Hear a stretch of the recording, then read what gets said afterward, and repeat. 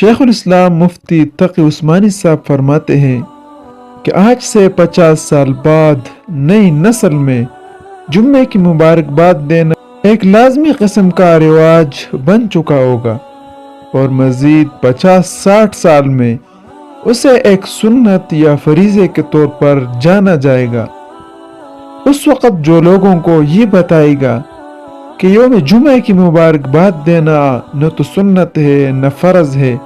بلکہ اسے ایسا سمجھنا بدعت ہے، کیونکہ ایسا کرنا قرآن و حدیث اور صحابہ سے ثابت نہیں ہے، تو لوگ اسے کہیں گے تم عجیب باتیں کر رہے ہو،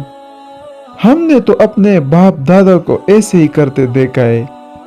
اور ان کے علماء بھی ان کو منع نہیں کرتے تھے، تو تم ان علماء سے زیادہ علم رکھتے ہو، بلکہ تم نئی بات کر رہے ہو۔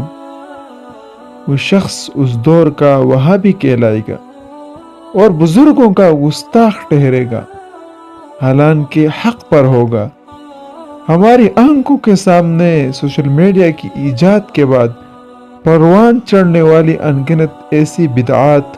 اور خود ساختہ خرافات اور مضاعات کے حوصلہ شکنی کیجیے،